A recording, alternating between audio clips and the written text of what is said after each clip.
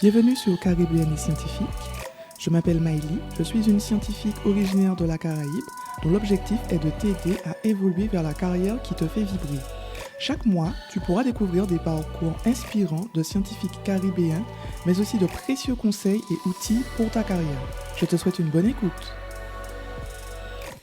Bienvenue dans l'épisode 9 du podcast, et oui, déjà épisode 9. Aujourd'hui, j'ai le plaisir d'accueillir Serane Kaforné. Elle va nous parler de son expérience de VIE à l'étranger, mais aussi de plein d'autres choses. Bonjour Serane, comment tu vas? Bonjour Maïli, ça va et toi? Super, je suis trop contente de t'avoir dans ce nouvel épisode du podcast. Je pense qu'on va beaucoup discuter de ton parcours. Est-ce que tu peux déjà nous dire un petit peu les étapes de ce que tu as fait Mhm. professionnellement? Alors, professionnellement et du coup, on va dire un peu scolairement en termes d'études supérieures, j'ai commencé par un bac S, hein, je pense comme beaucoup, que j'ai obtenu il y a longtemps, en 2012, Je fais comme j'exagère. si t'es vieille. Mais oui, donc en 2012, et je me suis orientée vers une prépa BCPST que j'ai réalisée du coup en Guadeloupe, hein, donc prépa de proximité, je mets des guillemets, c'est comme ça qu'ils l'appelaient, hein. Ah ouais? Euh, enfin, c'est une prépa qui a autant de qualité qu'une prépa en France, hein, Oui, bien ou sûr. ailleurs, mais avec le côté, voilà, on a la famille quand même, Ah donc il y oui, a quand ok. même un Ok. soutien non négligeable Oui, sous forme durant prépa. ce moment difficile, quoi, Mm, enfin, ou challengeant, on va dire ça clairement. comme ça. Et donc j'ai fait 2 ans de prépa, donc en Guadeloupe, à Bainbridge. Et après ces 2 ans, je suis partie dans une école d'ingénieur, donc sur dossier, voilà, puisque j'ai pas eu mes concours, hein, Mhm. ça arrive beaucoup en Oui, BCPST. j'ai eu la même Euh, expérience. voilà, bienvenue au club. Merci. Et du coup, j'ai donc intégré une école d'ingé, donc en troisième année, hein, parce que c'était une école post-bac, qui s'appelle toujours l'Essier Paris, qui est une école qui fait plutôt de l'électronique, de l'informatique, électrotechnique, je cite, mais avec 2 nouvelles filières qu'ils ont intégrées. Donc ça date aussi un peu, mais du coup, c'était les filières les plus récentes, l'environnement et la filière biotechnologie et santé connectée, e-santé, voilà, Ah ouais, c'est intéressant. c'était le Mm. terme. Donc, j'ai fait 3 ans là-bas, avec cet objectif, hein, de rester donc dans cette branche, donc biologie, biotech, et diplôme en poche, je me suis dit que je pouvais pas m'arrêter là et que ça ne me plaisait pas forcément de faire comme mes camarades. Bon, ils l'ont pas tous fait, mais comme beaucoup, comme ce qu'on nous disait de faire, à savoir faire du consulting dans des grosses boîtes, voilà. Et donc, j'ai décidé après mon stage donc, que j'ai fait dans un institut INSERM, dans un établissement INSERM à Bordeaux, je suis partie du coup faire un master 2 en biotechnologie, donc Ah oui, donc tu as biothérapie. recommencé. Ouais, donc Ok. j'ai recommencé. Donc c'est comme si j'avais fait un double diplôme, Ouais, c'est ça, c'est ce mais que sur j'allais deux dire. ans. Ok. Voilà. Voilà. Enfin, sur 2 ans. Enfin, la troisième année. En gros, Ouais. on propose généralement un double diplôme en dernière année d'école d'ingé. En fait, voilà, on va dire que je l'ai fait en différé. Donc, du coup, voilà, j'ai intégré cette formation qui était quand même super intéressante, très courte, très Mhm. condensée. Et par la suite, durant cette formation, j'ai eu l'occasion de faire aussi un stage, aussi dans un institut, comment dire, dans un groupe INSERM, mais du coup cette fois-ci à Paris. Et en fait là, donc j'avais une mission vraiment orientée biotechnologie qui me plaisait vachement. L'équipe était super intéressante, très dynamique. Je kiffais vraiment ce que je faisais. Et à la suite de ces 6 mois de stage, quand on me propose de faire un doctorat, j'avoue que j'avais pas forcément pensé à ça tout de suite. Je me disais, je vais aller travailler, hein, parce que Mhm. il serait temps. Et en fait, non. L'opportunité s'est présentée. J'ai donc passé des concours de l'école doctorale que je n'ai pas eu, hein, Ah, voilà. ok. Oui, c'est le plot twist, c'est que je les ai pas eus. J'ai passé l'oral, mais ça n'a pas suffi. Et en fait, moi, j'ai tout de suite switché sur un autre projet avec une camarade, en fait, qui avait le même parcours que moi, donc école d'ingé, puis master 2, mais elle orientée en tout ce qui est microbiologie, alors que moi, j'étais plus biotech, santé humaine, enfin voilà.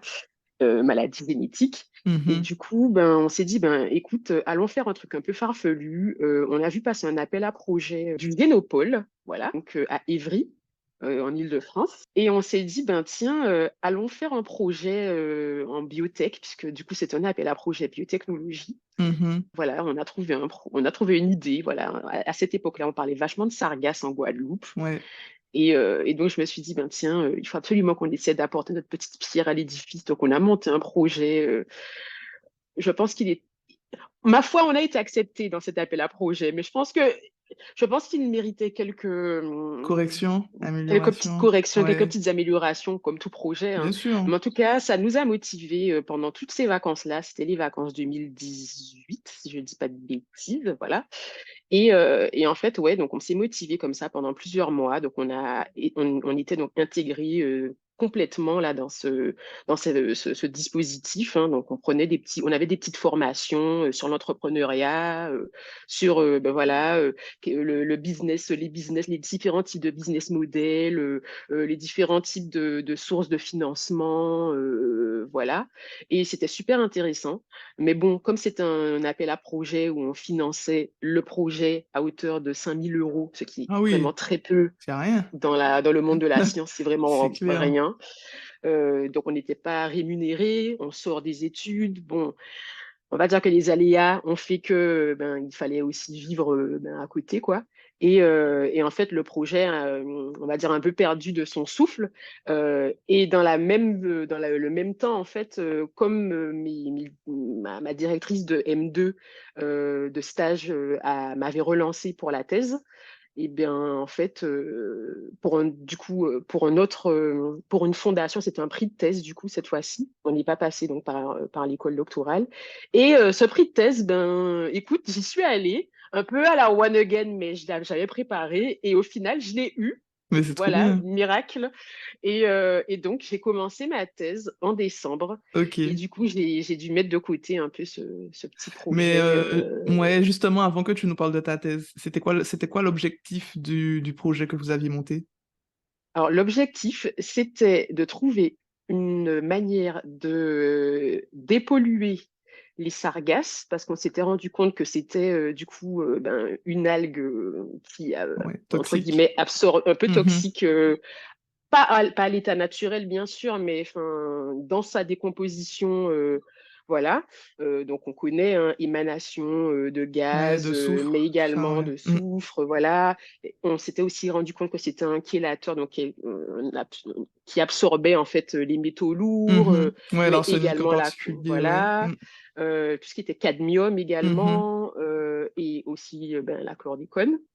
Et on s'était dit, tiens, on avait envie d'utiliser nos compétences, entre guillemets, du coup, de microbiologie, un peu pour faire, voilà, en faire utiliser donc des bactéries qui avaient des compétences, entre guillemets, en captage de ces différents métaux lourds éventuellement.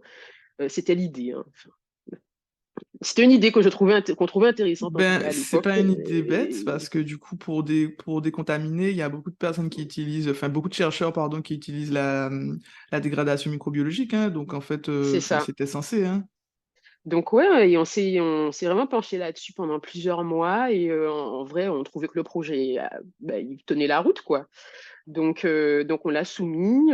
Écoute, les gens étaient vachement emballés. Après, bon, on va dire que dans les faits, c'était quand même beaucoup plus laborieux, puisque déjà, ne serait-ce que utiliser comment dire, tout ce qui était HPLC pour mesurer les taux de métaux lourds ou ce genre de choses, ne serait-ce qu'aller récupérer l'algue enfin, dans les règles scientifiques pour justement pouvoir faire nos expériences, ça relevait vraiment le parcours du combattant. Donc, déjà au début, le parcours était quand même un peu semé d'embûches. Mais après, ça ne nous a pas forcément stoppé, mais on va dire que c'est vraiment les aléas de la vie qui ont fait que Bon, on a changé en cours de route, quoi, mais Ben non, mais c'est sûr. Et après, puis c'est en pas un plus, avec projet 5 000 qui. euros, Ouais, ok, pour faire voilà. des analyses, ça coûte cher, hein, donc Donc, du coup, voilà, on a chacune poursuivi nos chemins. Et donc, moi, je me suis lancée dans la thèse. Et mon amie, du coup, elle avait trouvé un CDI dans une grosse boîte pharma slash cosmétique. Donc, au final, on s'en sortait quand oui, même bien sûr. bien, Bien, quoi. ouais, ouais. Donc, du coup, j'ai intégré mon équipe que je connaissais déjà hein, en thèse. Et donc, j'ai fait une thèse sur le sujet sur lequel j'avais bossé donc en master, mais c'était pas l'axe. C'était vraiment un axe complètement différent. Voilà. Et donc, cette thèse, je l'ai portée, je l'ai, voilà, dans mon cœur, voilà, sur le dos, voilà, pendant 4 années. Ouais, Et donc, voilà, je l'ai achevée en octobre 2022. ok. Voilà. Donc tout Donc, récemment. tout Ben, ça va bientôt récemment. faire 1 an quand même, hein. Ouais, Bientôt, ça va. quand Ben oui, même, hein, ça le mois passe, prochain, hein, ça fait un le an. mois Donc en fait, prochain. faut fêter ça. Mais clairement, faut fêter ça. Vraiment, faut le fêter. Et donc, à l'issue de la thèse, donc c'était une thèse, comme je disais, orientée maladie génétique. Donc, j'étais dans un institut de recherche qui s'appelle donc l'Institut Imagine, donc au cœur de Paris, dans le campus de l'hôpital Necker, donc l'hôpital pour les enfants. Et donc, j'étais dans une équipe de recherche orientée maladie mitochondriale.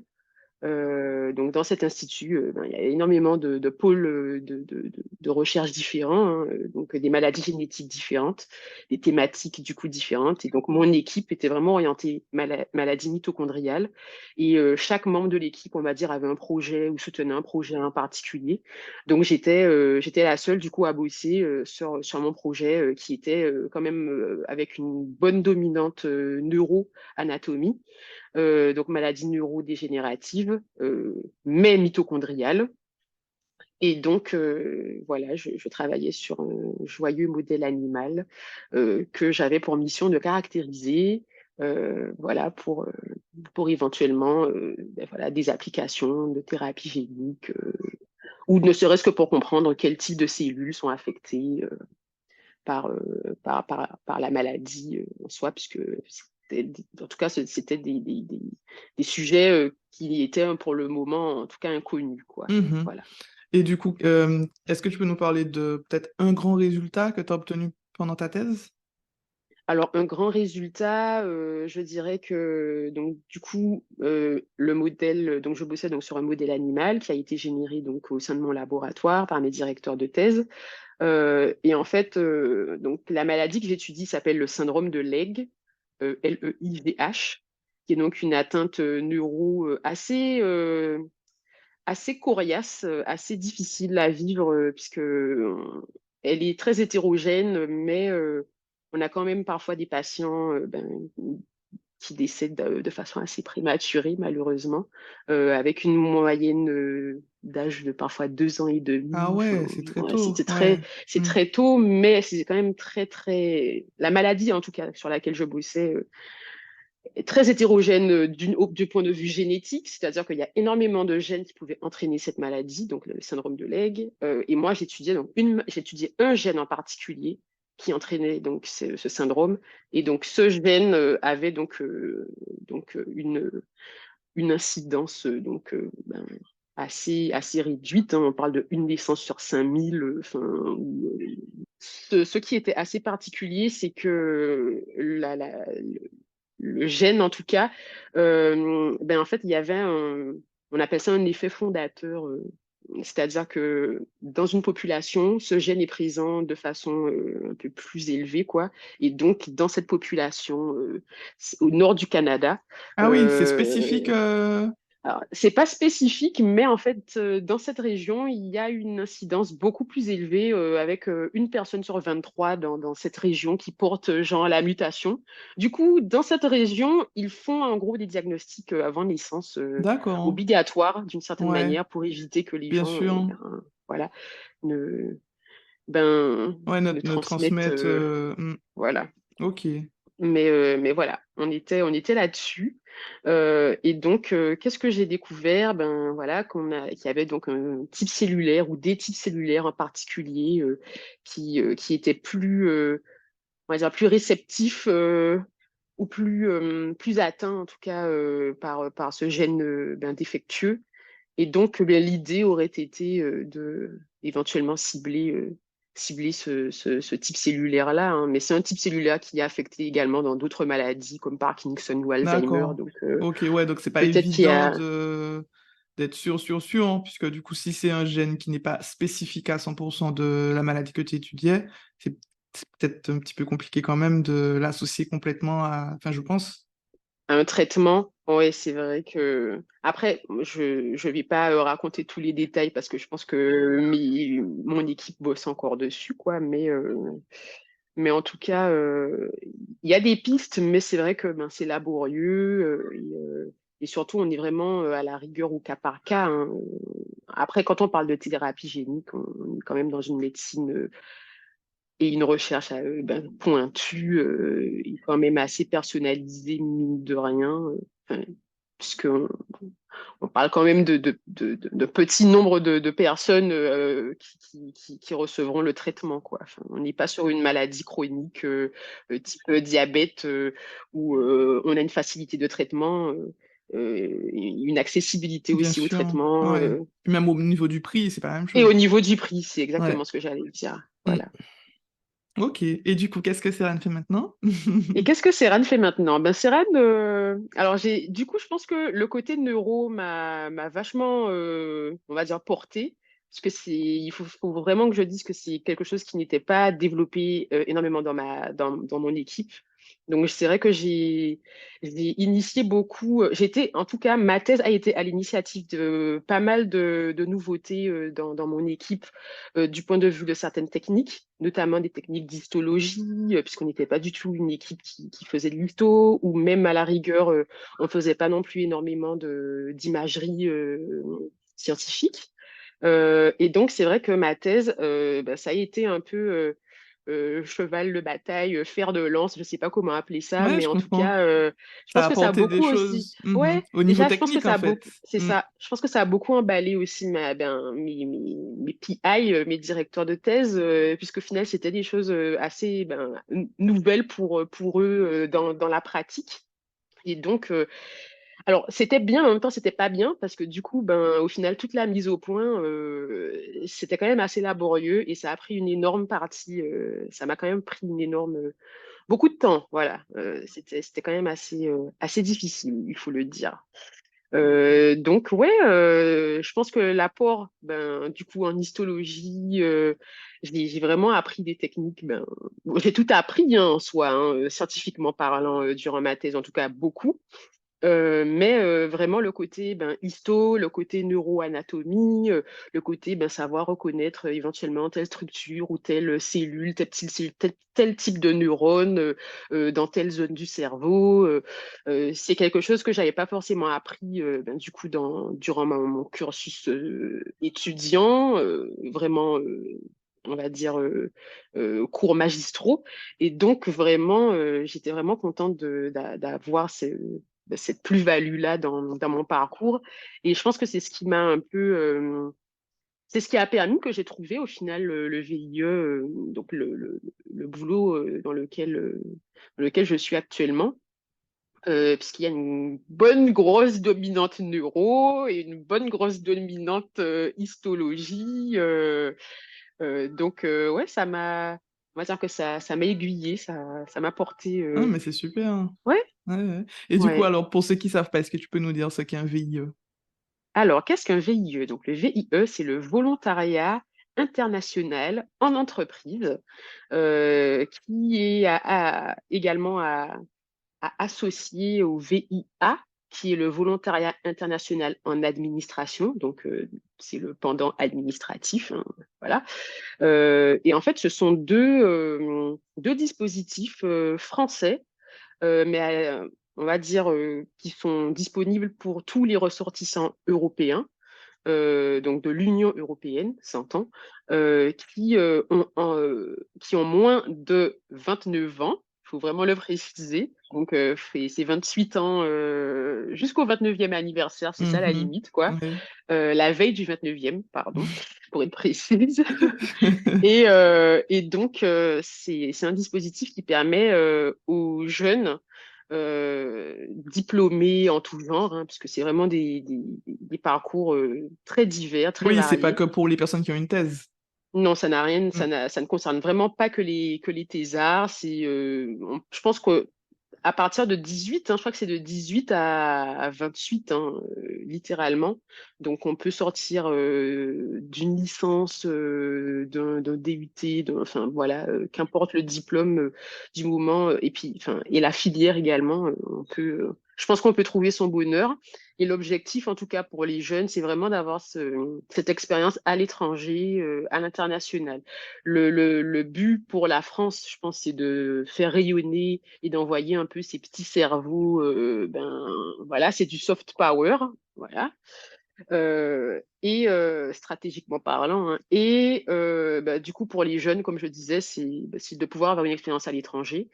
Et pour les entreprises qui sont, du coup, je précise, des entreprises pour la plupart françaises qui sont délocalisées donc à l'international, ben c'est de pouvoir avoir une main-d'œuvre quand même assez assez Peu cher, tu veux dire? comment dire, peu cher Ouais. pour du point de vue salariat en fait, puisque on est rémunéré par l'État français, quoi. Donc au final, l'entreprise, je pense, a peu à faire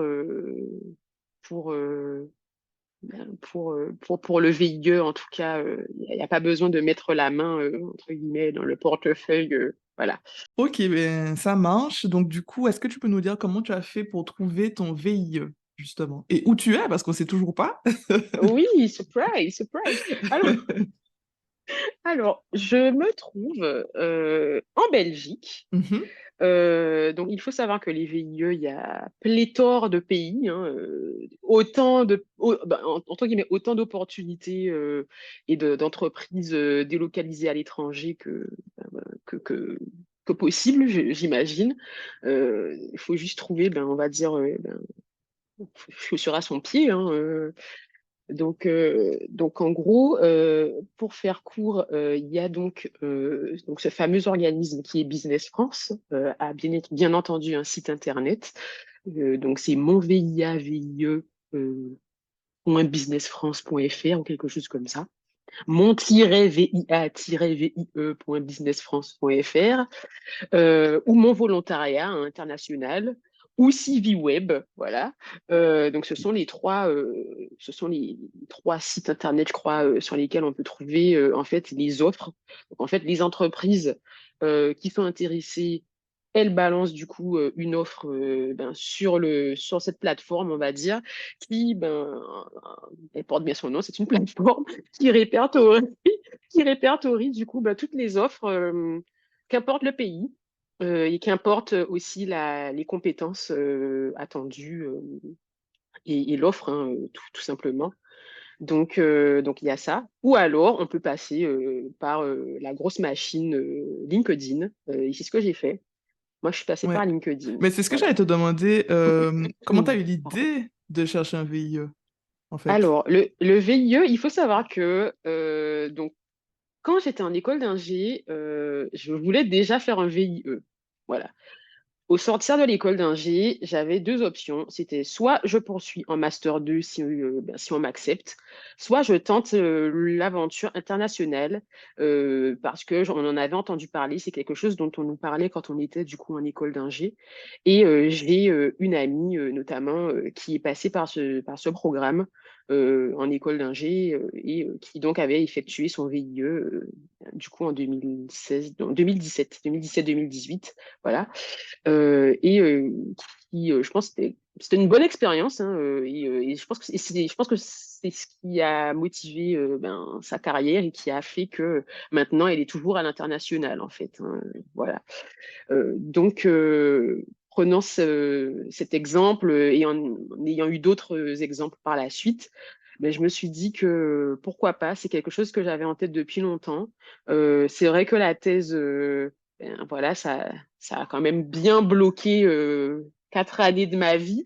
Et j'avais peur de pas forcément pouvoir Avoir le temps de euh, postuler, avoir le ouais. temps de postuler. On va dire que la grosse chance que j'ai, c'est que je suis née en fin d'année, milieu fin d'année.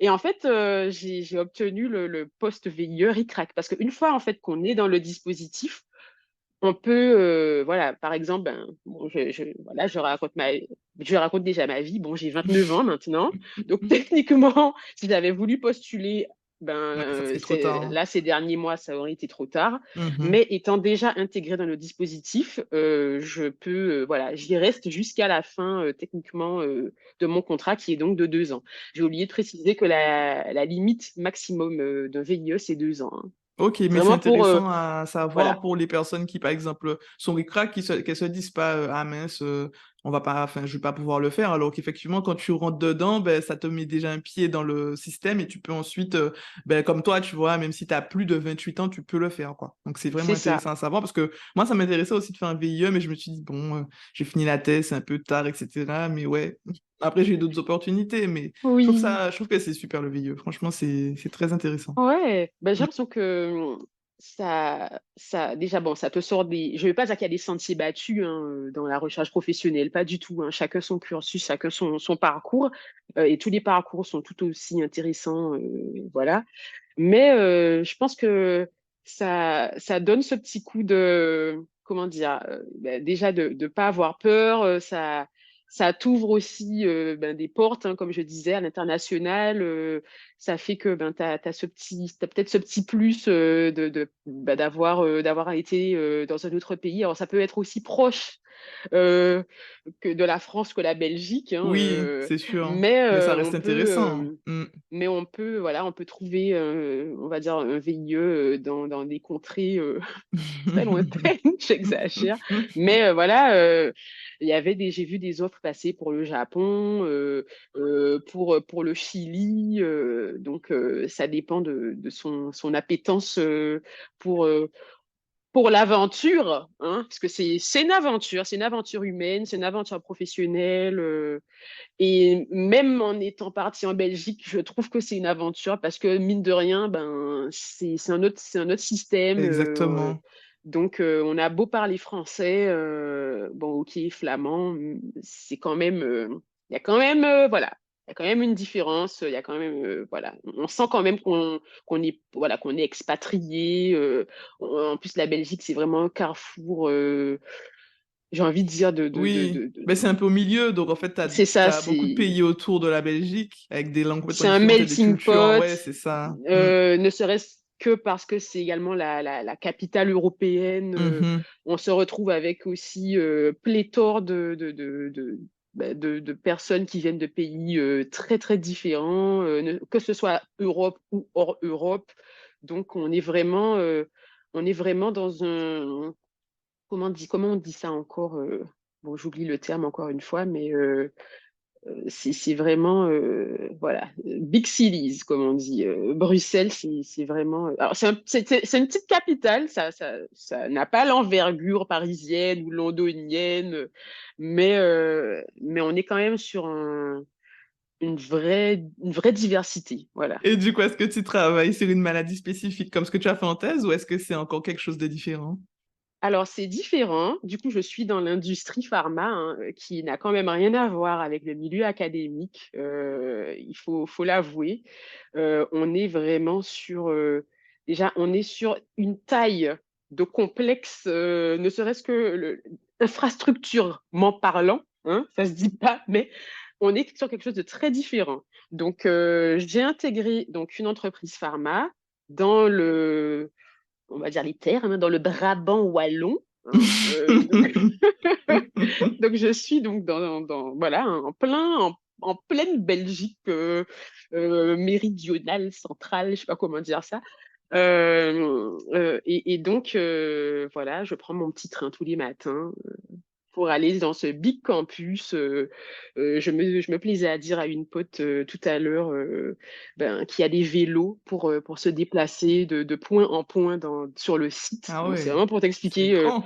On est vraiment dans une. Quand je suis arrivée, j'avais la bouche ouverte entre guillemets, en mode c'est vraiment la démesure. C'est pas ce que j'ai connu et je pensais déjà que mon institut de recherche était déjà très moderne et quand même assez grand. Tu vois, on était quand même sur un truc avec plusieurs étages, un vrai bâtiment où on peut se déplacer, tout ça. Pas juste un petit labo comme ça isolé. Et là, j'arrive sur un énorme truc euh, vraiment où il me faut 15 minutes pour rejoindre mon lieu de travail après avoir badgé. Enfin, tu vois, enfin, comme je t'ai dit, j'étais vraiment en mode, ah ouais, c'est la démesure. Donc mon équipe très très sympathique, petite équipe restreinte, mais on bosse donc dans un grand département de recherche et développement. Donc la boîte elle a ciblé donc ses recherches sur les maladies neuro-inflammatoires et les maladies inflammatoires de façon générale, hein, donc tout ce qui est inflammation intestinale, maladie des jambes sans sommeil, par exemple, épilepsie, maladie de Parkinson, voilà. Ce sont du coup les maladies cibles. Et donc, je bosse donc en R&D, mais la R&D, c'est tellement vaste. Donc, en fait, je participe au processus de recherche et développement, hein. C'est un peu un petit grain de sable, mais en vrai, ça fait fonctionner la machine, j'ai envie de dire. Euh, Ce qui aussi n'a rien à voir avec la thèse, hein, puisqu'il y a ce côté euh, différence de perspective, tu vois. Enfin, quand on est en thèse, on est vraiment purement investi dans son projet de recherche. On est un peu en solo, en tout cas pour ma part, même si on a les directeurs de thèse et puis les collègues qui viennent donner des coups de main. Mais là, en gros, c'est vraiment un rouage dans une grande machinerie, tu vois. On est quand même indispensable, hein, voilà. Et donc, je fais donc de l'histologie. Ok. Ouais, donc les techniques que tu avais appris pendant ta thèse, tu C'est les ça. réappliques ici, en fait. Enfin, Alors, là où je tu les travailles. réapplique, mais en fait, je les réapplique et je les réapplique pas, en fait, puisque comme je dis, c'est quelque chose de tellement démesuré qu'en fait, on n'est pas solo sur son truc, en fait. On se rend compte qu'on a besoin, voilà, c'est vraiment un rouage. Enfin, franchement, l'industrie pharma, c'est vraiment un rouage. C'est vraiment des rouages qui ont besoin les uns des autres pour que la machine fonctionne, que ce soit bien huilé, entre guillemets. Et donc, on a besoin d'une autre équipe qui bosse pour nous, qui fait aussi des choses pour nous. On a besoin d'autres entreprises, des CRO qui vont faire qui vont faire des actions, entre guillemets, qui vont nous faciliter la tâche à nous. Et nous, on va faciliter la tâche à Ok, d'autres je vois ce que secteurs, tu en veux dire. fait, Ouais, c'est de vraiment la une boîte. chaîne, quoi. Mhm. C'est ça, c'est vraiment une chaîne. Ok. Et donc ça permet de relativiser aussi également, hein. Euh, et c'est aussi une autre façon de fonctionner qui est beaucoup en projet. Donc, bon, je suis arrivée assez récemment dans la boîte, hein, donc en juin. Et en fait, bon, on te plonge quand même assez rapidement dans le bain. C'est bien dans le fond. Et donc voilà, j'ai mon petit projet sur lequel, bon, pour le moment, je travaille avec une autre collègue, hein, puisque j'ai encore pas mal de choses à apprendre. Quand je disais que oui, typiquement, je dis, j'ai fait comment dire, de l'imagerie, voilà, scientifique.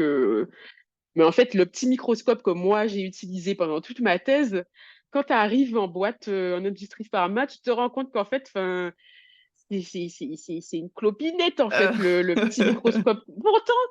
Pourtant, tu jugeais performant, mais en fait, tu te rends Oui. compte que là, Ouais, les, mais les gars, ils utilisent c'est une autre échelle, en c'est ça, fait. c'est une autre Ouais. Puis échelle. le monde du pharmaceutique, c'est vraiment une autre échelle. Enfin, ça n'a rien à voir C'est une avec autre échelle. l'académique, hein. Donc, On est sur de la productivité. Alors, je dis pas que c'est pas le cas, hein, dans l'académie, hein, mais on se rend compte que le temps est quand même, la dimension temps, elle est clairement différente. Même si on n'est pas là, en tout cas pour le moment, je ne ressens pas une pression par rapport au temps, mais on voit quand même que Voilà, on a des deadlines, faut produire, comme je disais, on est un rouage, donc c'est-à-dire que derrière, il y a quand même d'autres équipes qui ont besoin de nos expertises, donc on peut pas se permettre non plus voilà, de perdre trop de temps, voilà. Mais en tout cas, c'est une autre façon d'appréhender la recherche, Bien sûr. Puis ça heu, t'ouvre à autre chose, donc c'est intéressant. tout à fait, tout à fait. Ah, mais c'est super, hein. Mais justement, alors par rapport à toutes ces techniques que tu apprends, est-ce qu'un jour tu te vois revenir travailler dans la Caraïbe? Toi qui es en Belgique, Moi qui suis en en train Belgique. d'apprendre plein de choses et de faire plein de nouvelles choses. C'est ça. C'est un peu mon rêve en vrai, de Ouais, rentrer en Guadeloupe. ok. Donc bon, on en a discuté, hein, toi et Mhm, moi. C'est ouais. vrai que j'ai cette envie-là de rentrer. Alors peut-être pas forcément en Guadeloupe, hein, je dis Guadeloupe, Mhm. mais en tout cas Oui, c'est dans pour ça que j'ai dit la l'espace, Caraïbe, hein, parce ouais, que c'est pas forcément l'espace évident de caribéen. rentrer directement. Après, je te le souhaite, hein, je le souhaite à toute personne qui est originaire d'un Mmh. département de pouvoir revenir dans son département, mais c'est pas forcément Oui. facile, quoi. Donc j'avoue que c'est un peu ce qui me casse la tête un peu en ce moment. Je t'avoue que je suis quelqu'un qui me remet, quand même beaucoup, peut-être un peu trop en question et en fait, je me «bute» entre guillemets, à me dire: «Mais comment je fais? Comment j'exploite, voilà, cette thèse? Comment j'exploite?» Alors du coup, la thèse, je l'exploite par le VIE, mais du coup, le VIE, comment j'exploiterai, ce VIE, du coup, c'est 2 ans, hein, normalement. Comment j'exploiterai ce VIE, pour me frayer un chemin, on va dire au moins le plus proche, de mon île, quoi. C'est l'objectif. Ça peut être, les Antilles, anglaises, ça peut être, les Antilles, hispanophones, ça peut être la Floride, ça peut être, Mais le tu me Canada, fais penser à tu vois? quelque chose. Est-ce qu'ils proposent des VIE dans les Antilles anglophones ou autres? Quand tu as fait tes recherches, t'as pas trouvé Alors de... Non, t'as je rien t'avoue vu que j'ai parce... pas trouvé. Ouais, Je pense que le plus proche que j'avais vu, c'était, voilà, Amérique latine, ok. Ouais, Chili, comme tu nous as dit. voilà, États-Unis, après je pense que ça dépend vraiment des périodes, puisque tu sais, ça va très vite, hein, comme toute offre, d'emploi, hein, c'est, le truc il est posté, tu as, je sais pas combien de personnes qui le voient en même temps que toi, voilà, faut se vendre, c'est un peu la guerre ou la C'est jungle, je clair. ne sais pas. Donc ouais, faut faut se frayer en tout cas son petit chemin, quoi, mais je t'avoue qu'à l'époque, en tout cas, où j'ai postulé, c'était quand même en mars, hein, ouais, c'était en mars. Mars J'ai en 2022, du mars coup. 2023, Mars en mars 2023. Ah ben oui, 2023, puisque c'est en juin 2000. Mais oui, c'est puisque t'as... Oh là là.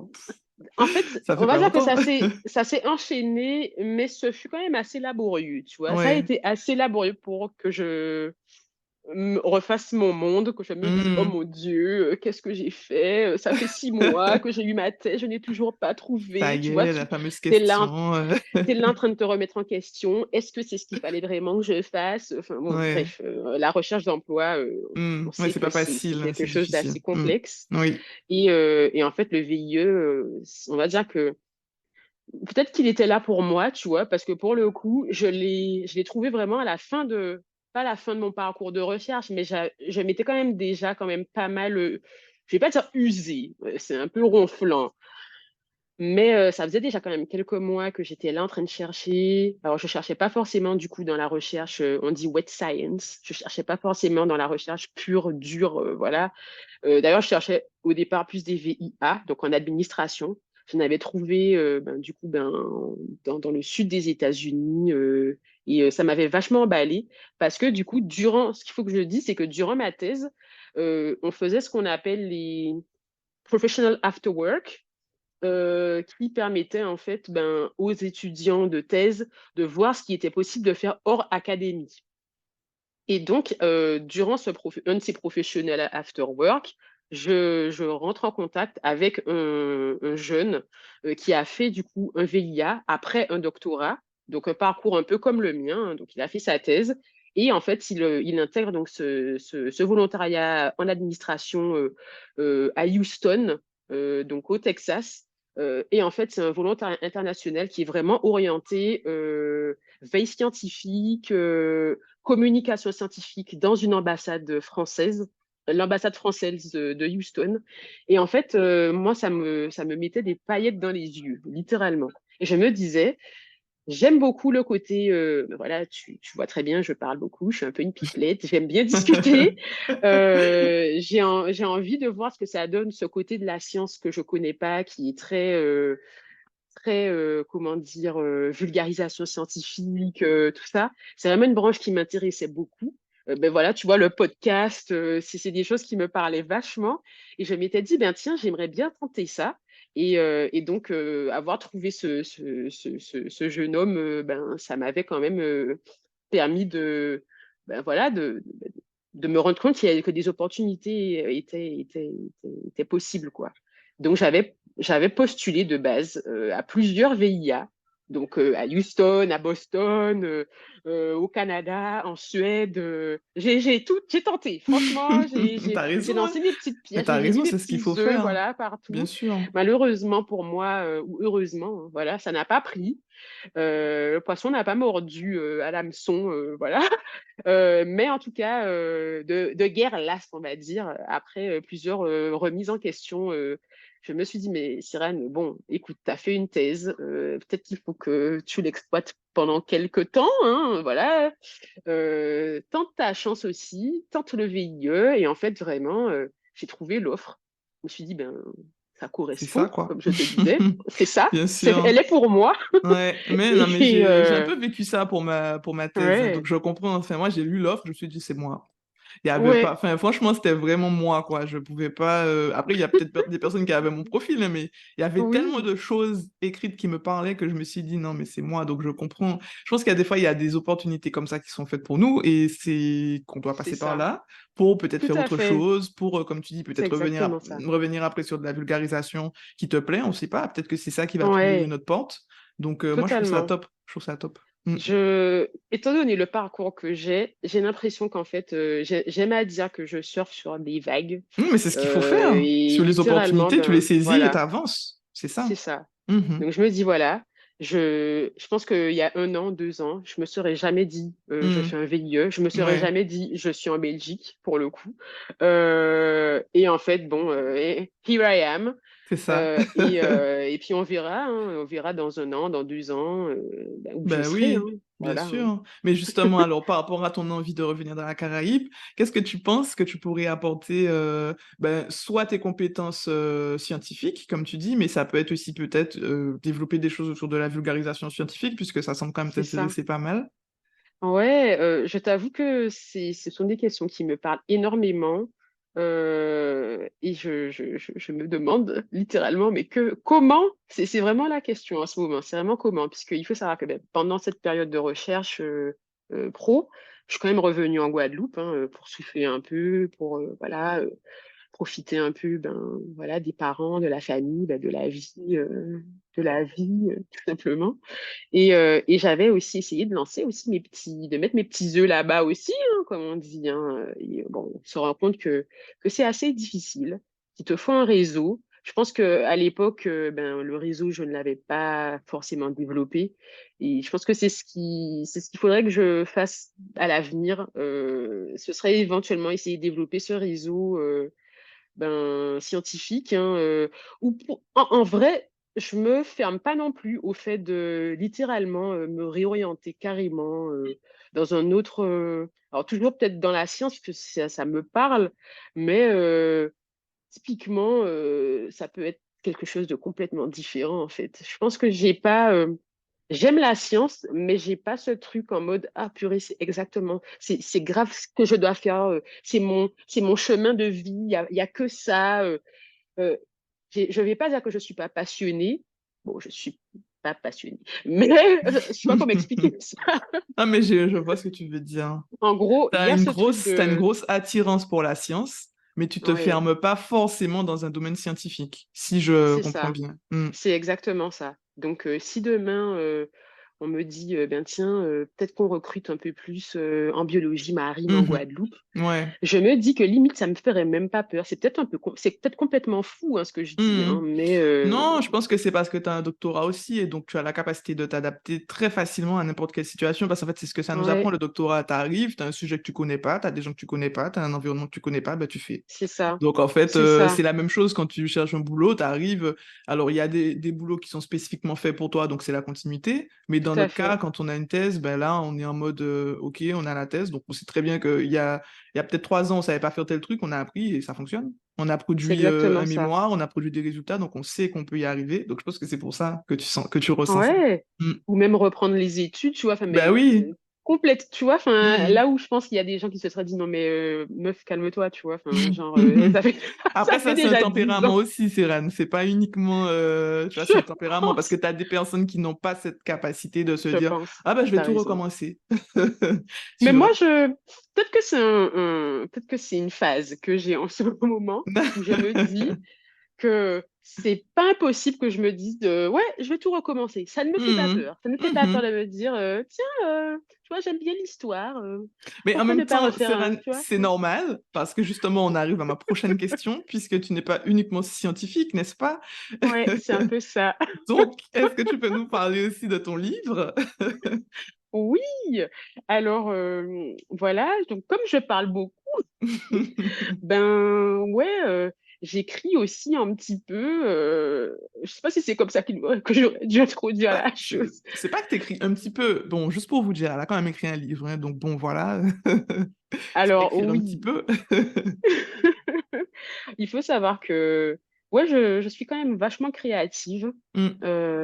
Il y a beaucoup d'ailleurs. C'est quelque chose qu'on retrouve vachement chez tes Oui, chez les... interviewés. Oui. Oui, tu trouves? Ouais, Peut-être que ça m'attire, tu vois, je sais pas, mais bon, voilà. il y a cette créativité. Je me dis, est-ce que faire une thèse et être créatif, c'est lié? Ah ben, Je peut-être, sais hein. pas. Peut-être, peut-être. Peut-être. C'est quelque chose Faudrait qu'il qu'on étudie ça, hein. faudrait Tiens, on va dire. creuser.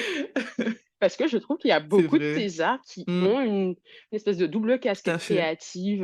Peut-être que ça permet aussi de juste, tu sais, libérer le Mhm. mental, quoi. C'est Oui, peut-être ça, oui, en oui, fait, oui. tout simplement.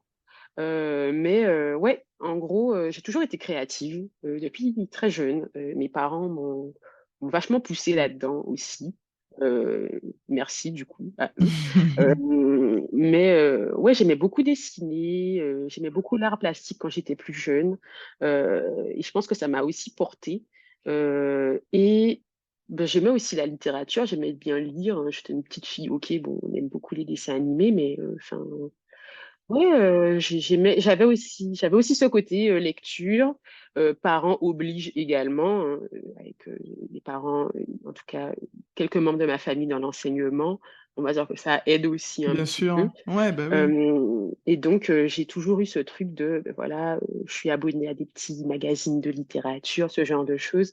Et je pense que ça m'a bercée. Et je pense que trouver aussi ou avoir le bon enseignant, ou en tout cas qui reconnaît ta créativité, ça aide également.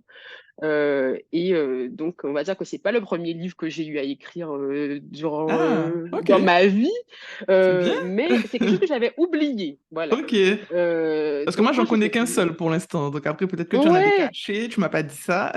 alors, c'est vrai que, on va dire que la première fois, je pense que j'ai eu à écrire une vraie petite histoire. Je devais être en CM1, Ah oui, CM2. ça date. C'était pour, Ouais. ouais, ça date. C'était pour un concours de lecture. Donc, il y avait quand même, c'était Ah, quand il y avait un même challenge. guidé, tu vois. Il y avait un Il y avait un challenge et challenge quand j'aime même, oui. beaucoup les challenges. Mhm. Et donc, voilà. Donc, c'était un petit concours de lecture, de littérature, voilà. Donc, j'ai écrit mon premier petit livre, petit texte, voilà, petite histoire euh, petite épopée, un petit garçon à la recherche d'une fleur, une Ouais. fleur d'or, voilà. Mhm.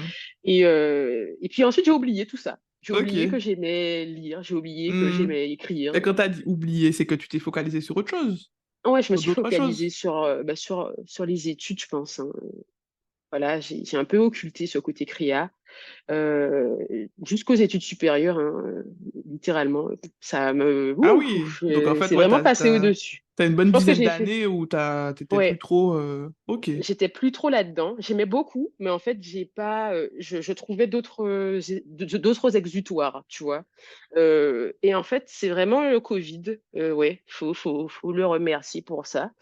La période Covid m'a un peu recentrée sur, je- on va dire, ce qui est essentiel. Je mets des guillemets, puisque le travail, c'est quelque chose d'important, tu vois. Mais avoir un équilibre vie pro, vie perso, c'est the must, je pense. Ouais, c'est la base.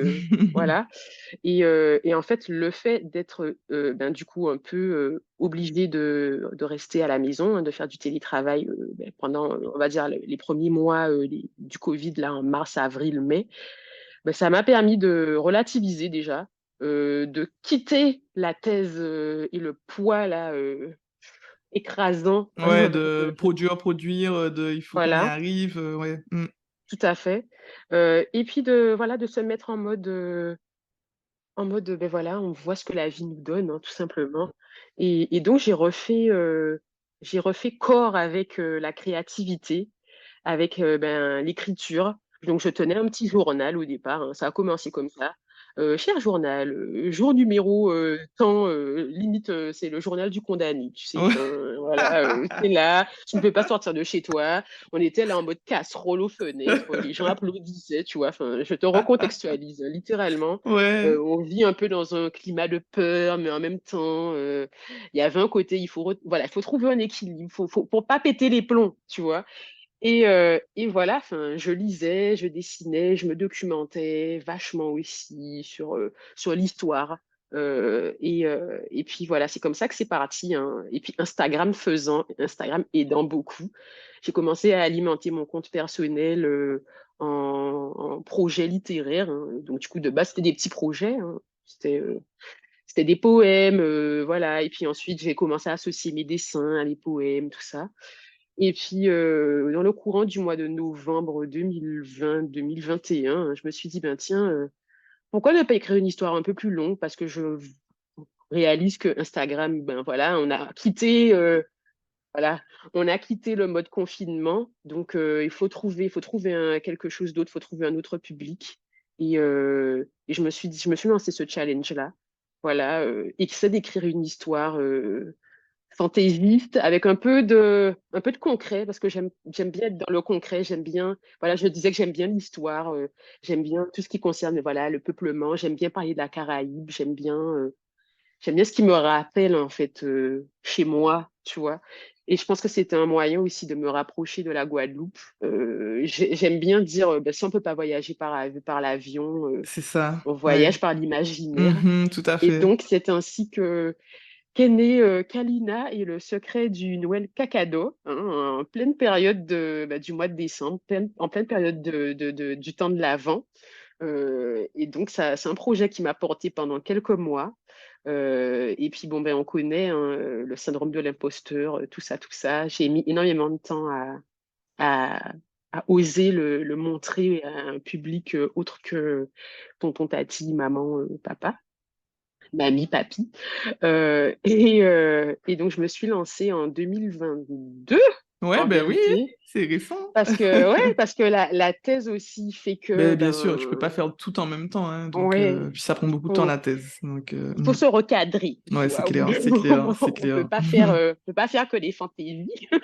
Ouais, je dirais pas que c'est une fantaisie, hein, mais je pense qu'effectivement, tu peux pas donner, je sais pas comment font les gens qui donnent 100% d'énergie sur tout le temps, au bout d'un moment, Ouais, c'est non, compliqué. Donc, tu es obligé des fois de prioriser certaines choses et c'est après ça, de revenir sur tes projets, quoi. En te tout disant à que c'est fait, juste un petit moment avant de pouvoir le concrétiser, quoi.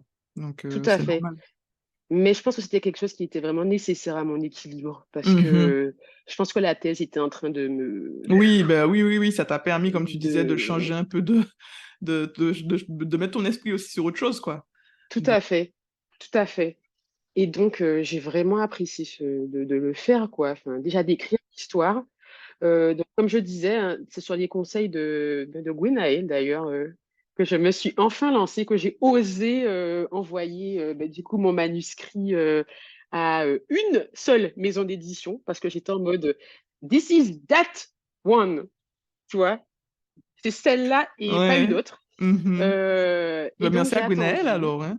mais carrément, vraiment, faut la remercier pour beaucoup de C'est choses, clair.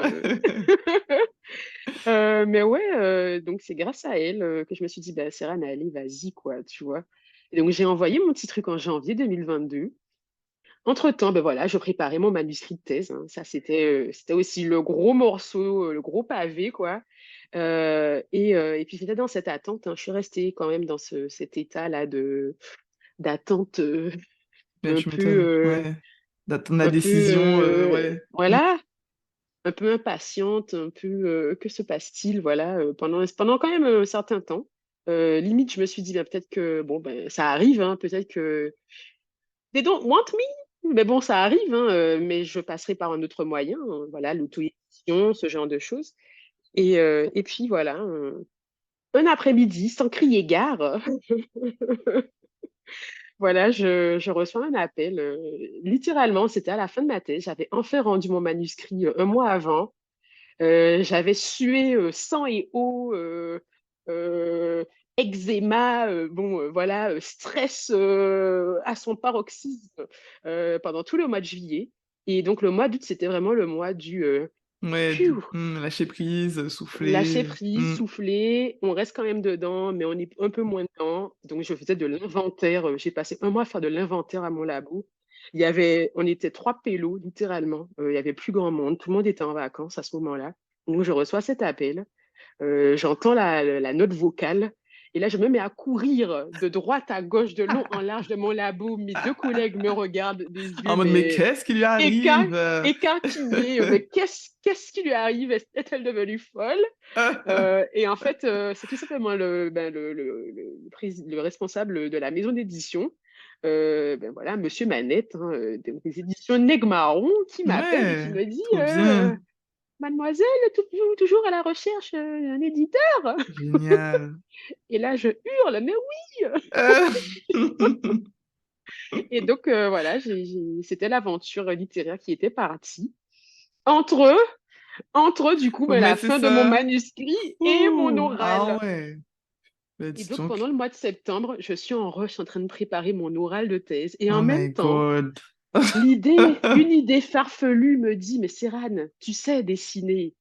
Tu n'as pas besoin d'un illustrateur. Fais toi-même. Et là, je me suis lancée dans l'illustration de mon propre petit livre Ah ouais. en même temps voilà, D'accord, que je ok. préparais Tu t'es pas donné une double difficulté. Toi, t'y as été franchement. Franchement, là. Ouais, et littéralement, sans mentir, la veille de ma thèse, ou 2 jours avant, je suis là en train de faire des dessins. Je suis là en train de valider la, la, la, la, la- comment dire, comment on appelle ça? Je suis là en train de valider le document, voilà, le bon pour impression, comme on dit. Ce qui, entre parenthèses, a peut-être la raison pour laquelle il y a encore quelques petites coquilles dans mon livre, parce que il a fallu un peu lire en diagonale. Bon, bref. Ben oui, c'est Euh, sûr. Ben, en fait, t'as accouché de deux bébés là en même temps, toi. exactement, On te dit que exactement. Mais quand tu écris ton manuscrit, t'accouches de ton bébé, mais là, t'as fait les deux, toi, non, mais en fait, hein.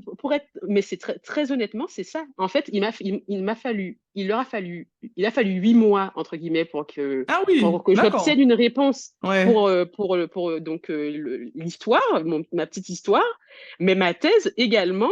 Ben en fait, on va dire que de base c'est 3 ans une thèse, Mhm, hein, mais oui, en tout à fait fait. on m'avait octroyé 8 mois Ah oui, supplémentaires. donc en fait, ouais, c'était exactement ça. C'était Donc, exactement ça. exactement ça.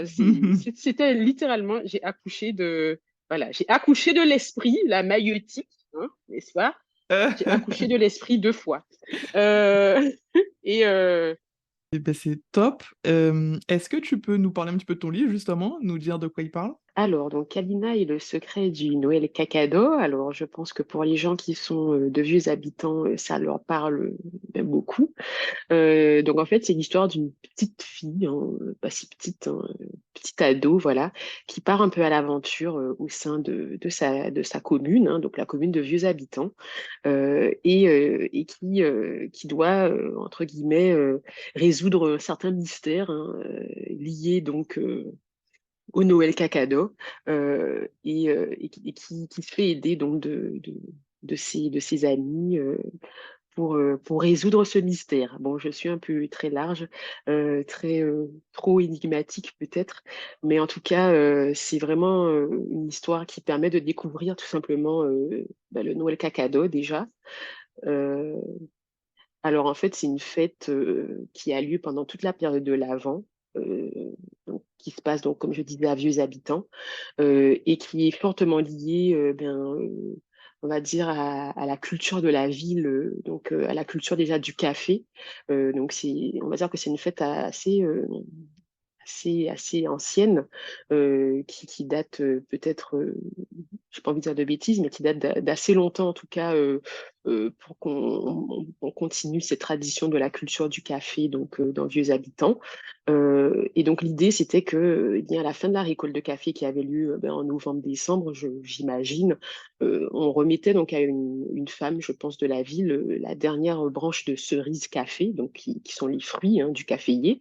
Et donc, elle était chargée, sa mission donc était, si elle l'acceptait, d'organiser donc une crèche itinérante dans toutes les sections donc de Vieux Habitants, et donc de faire vivre en fait la ville au travers de chants, de danses, de traditions, de manger, de repas, de festivités, voilà.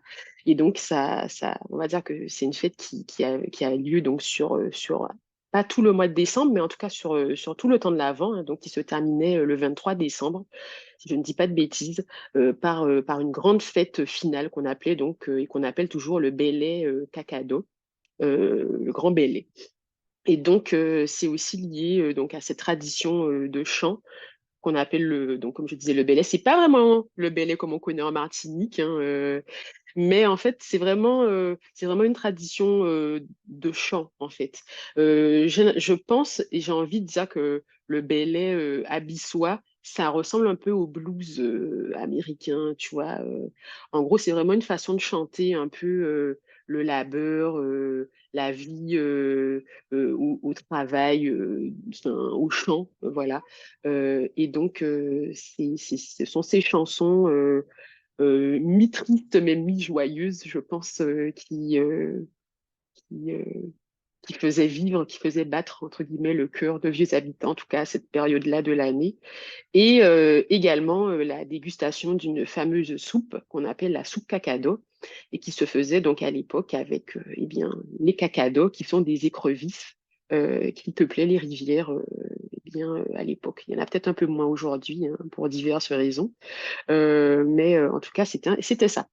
Et donc, l'idée, c'est de festoyer, de manger. Donc, on mange tu vois, assez simplement, hein, puisqu'on est quand même, voilà, c'est vraiment la vie, la ruralité, mais la beauté aussi de la vie, en tout cas à l'époque.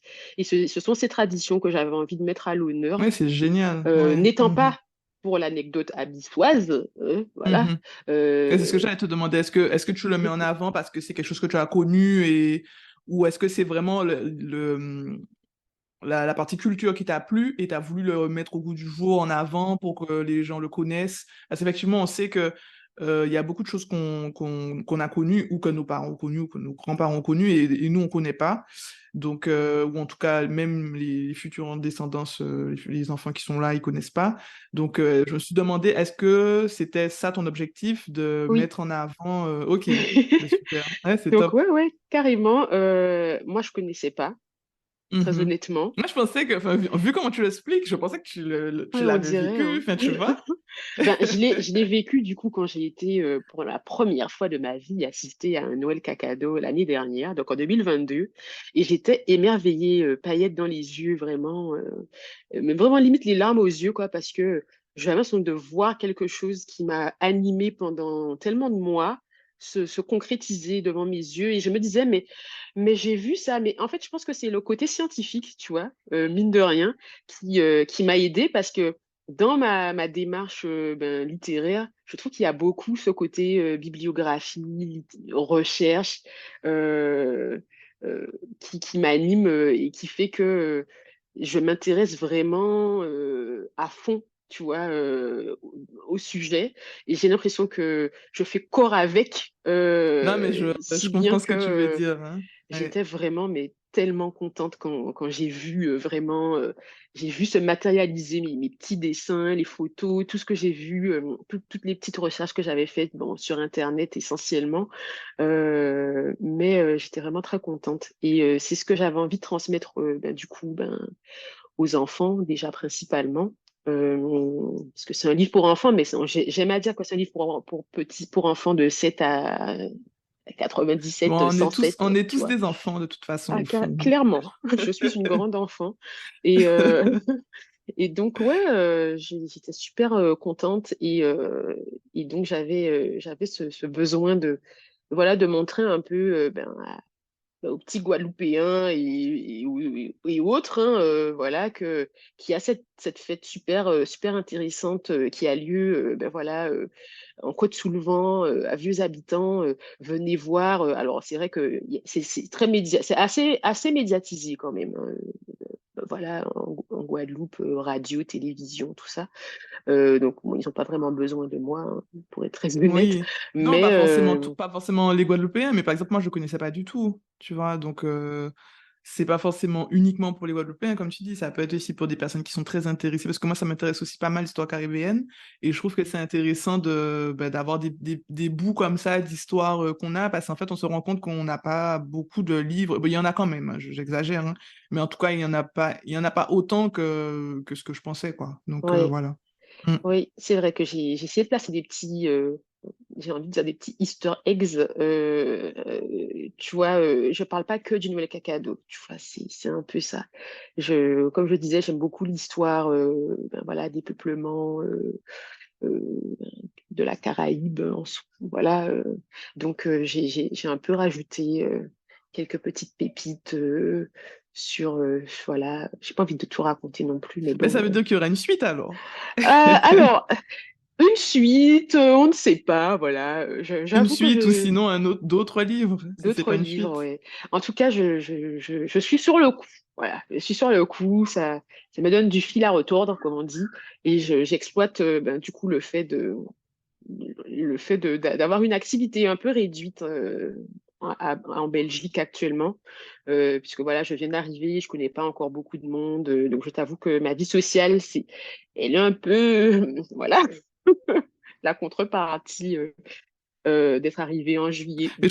je trouve ça super intéressant aussi la partie, enfin le fait que tu nous dises que pour quand ton livre, bah, qui effectivement c'est plutôt le côté littéraire que tu mets en avant, que tu as une démarche scientifique. J'ai une de mes amies qu'il faut vraiment que je te présente parce que on en a parlé il y a pas longtemps, même deux, je pense. Donc Ouais, je pense que ça peut vraiment être pas mal de vous mettre en contact parce qu'elle m'en parle tout le temps. mais quand je dis une démarche scientifique, je commence une recherche. Bon, globalement, c'est des recherches sur Internet, mais en gros, voilà, je vais chercher sur le site, typiquement, je vais chercher sur le site de la MECA, qui est donc la médiathèque du Lamentin, donc là, le site en ligne. Je récupère des extraits audio de conférences qu'ils ont eues il y a 10 ans sur un sujet. Et en fait, ça me porte, ça m'invite à aller faire des études de terrain. Donc, je fais un peu de géographie parce que j'ai besoin de connaître exactement j'exagère un peu la géologie, mais oui, il y en a un peu en vrai. Voilà, donc je vais faire un peu de géologie, je vais un peu faire des études de sol, je vais faire de l'histoire pure et dure des peuplements caraïbes, par exemple, ou bien ça m'invite à aller faire de l'histoire sur la colonisation, à aller faire des recherches sur, je sais pas moi, qui était le roi anglais en telle année, tu vois. Enfin, c'est des ramifications que je ne pensais même pas exploiter en fait. Et je trouve ça trop marrant. Ben, bien sûr, C'est donc en fait là, ça te permet de lier la science et ton côté créatif littéraire, donc c'est génial. tout Enfin, moi, à je trouve ça fait, top. tout à fait. Et ouais, et c'est vraiment des sujets qui me passionnent, hein. Ça fait aussi référence un peu à de la enfin, je parle pas beaucoup de génétique pour le coup. En tout cas, merci d'avoir pensé à moi. Mais oui, bah, avec plaisir. J'espère que j'ai pas été trop longue.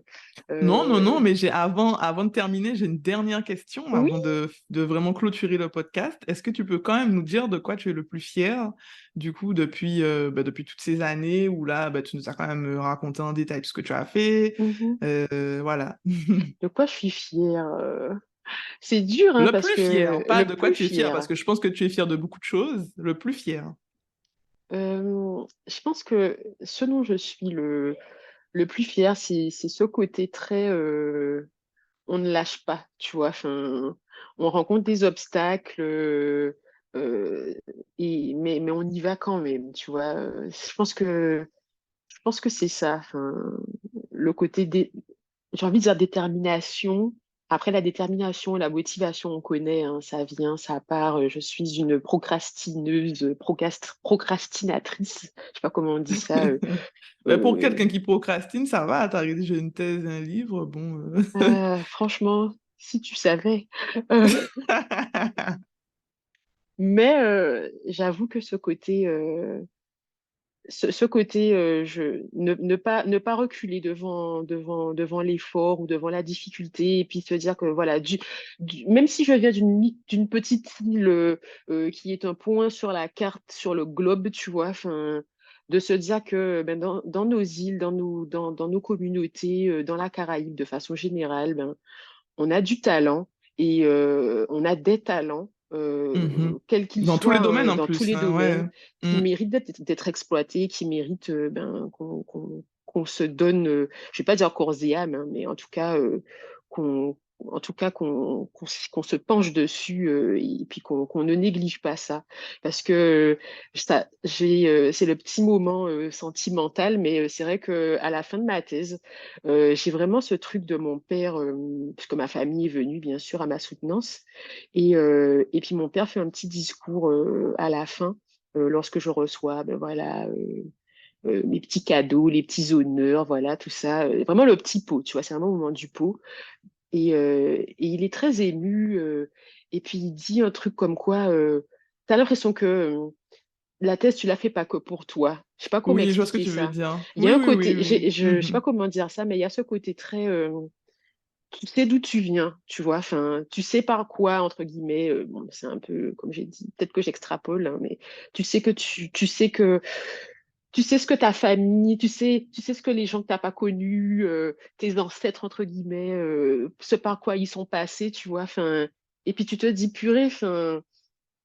J'ai pas envie de dire, je suis pas I am my ancestors' wildest dream, ce genre de truc, parce que dans le fond, j'en sais rien, tu vois. Enfin, mais il y a ce côté, Non, mais ouais, je pense que c'est le côté faire honneur, tu vois. C'est tout le à côté, fait. tu vois. Enfin, moi, c'est Et un peu ça que j'avais envie de faire aussi, tu vois. Le côté, enfin, à la fin de ma thèse, c'est ce que j'ai mhm. ressenti, le côté, tu fais honneur, Et tu sais que tu as apporté des choses, tu c'est as créé ça. des choses, tu vois. Et je pense que la fierté, elle vient de là, je pense. En tout cas, elle se trouve là aussi. C'est voir ben, tes parents ben, qui sont fiers, et tu te dis que t'as pas, c'est peut-être pas que tes parents que t'as rendu fier, tu vois. Enfin, déjà, toi, tu es fier de toi, mais en même temps, oui, parce qu'au bout d'un moment, faut être fier de soi, hein. Parce que voilà, Oui, en même si ça thèse, peut c'est prendre du c'est- temps, c'est mais difficile. Parce qu'on ouais, on moi j'ai pris le. du temps, hein. Ouais. Parce qu'en fait, moi je pense que c'était vraiment à la fin. C'est quand on m'a dit ouais, vous êtes docteur que je me suis rendu Ouais, compte, hein. moi Parce qu'en aussi, fait, tout au long du truc, j'avais l'impression que j'avais que des difficultés à tout à relever. fait. Enfin, tu vois, des obstacles, des trucs. Ouais, faut y arriver, faut publier, faut rédiger, Et puis, tu jusqu'à as la cette fin, hein. pression de Même le tes mémoire, directeurs enfin, de tu vois. thèse aussi, qui sont pas forcément toujours très tendres. Je pense que c'est peut-être la recherche française, je sais pas, ou la recherche académique, où on n'est pas là pour mettre à l'honneur on n'est pas là pour mettre à l'honneur tes accomplissements. On va vraiment mettre le point sur tes difficultés, au secours. Et pourtant, mes directeurs de thèse n'étaient pas francophones. C'est ça le truc. Je pense qu'ils se sont imprégnés peut-être ben, du monde de la recherche en France. Ou je ne Mhm. sais pas Ah en oui, vrai, ou c'est peut-être de possible, leur, ouais. peut-être Ou ils de sont peut-être comme l'Europe, ça, hein. hein. Enfin, je sais pas. Oui, ou ils sont peut-être comme ça, parce que bon, t'as des fois des personnalités qui sont pas trop. Mm, Enfin, mm. tu vois. Ouais, mais en tout cas, Mm. j'ai ressenti cette fierté vraiment à la fin, quoi. Et là, tu te Ouais. dis, he did it! Vraiment. Yes, Ouais. c'est Et, clair. euh, et puis, ça n'a pas de prix. Oui. Non, c'est clair, c'est sûr. Non, mais c'est top. Ben, merci beaucoup, Céran, pour ce moment que j'ai passé avec toi Merci à et toi. aussi avec toutes les personnes qui vont t'écouter. Est-ce que tu veux nous dire un dernier petit mot pour terminer pour le podcast? En tout cas, moi, je te souhaite de poursuivre cette Ouais, c'est entreprise gentil. parce que je trouve que c'est vraiment quelque chose de nécessaire, quoi. On s'en rend pas compte, mais ouais, avoir un point de vue différent, savoir que ça bouge aussi à ce niveau-là dans la Caraïbe, c'est c'est- c'est important, quoi, pour les petites générations futures et même pour nous-mêmes, hein, de savoir qu'on a une communauté, Mm, on peut réseauter. exactement. Voilà, Ouais, ça moi, c'est je trouve que c'est important. ce qui manquait. Du coup, Ouais, et aussi de s'identifier à d'autres profils. tout à Parce qu'en fait. Et fait, ça moi, manque. c'est ça, je voyais des personnes, mais je connaissais pas forcément leur parcours de manière aussi détaillée que ce que Ouais. j'ai dans le podcast. Ça me manquait, donc je vous avoue, je fais le podcast d'abord pour moi, hein. Ben oui, hein. Mais du coup, c'est bien, je le partage avec tout le monde, mais franchement, ça permet de se rendre compte que on peut s'identifier aussi Ouais, à des parcours, et ça permet de rencontrer aussi beaucoup de personnes, et aussi de tout à pouvoir fait. contacter les personnes, donc de se créer un réseau. Donc, Ouais. merci beaucoup, hein, Mais c'est super merci à gentil. toi parce que Avec écoute, moi plaisir. aussi je suis une auditrice, hein, et donc ça me Merci. permet aussi de savoir qu'il y a de beaux profils, Mhm. il y a de beaux Vraiment, profils. Voilà. vraiment.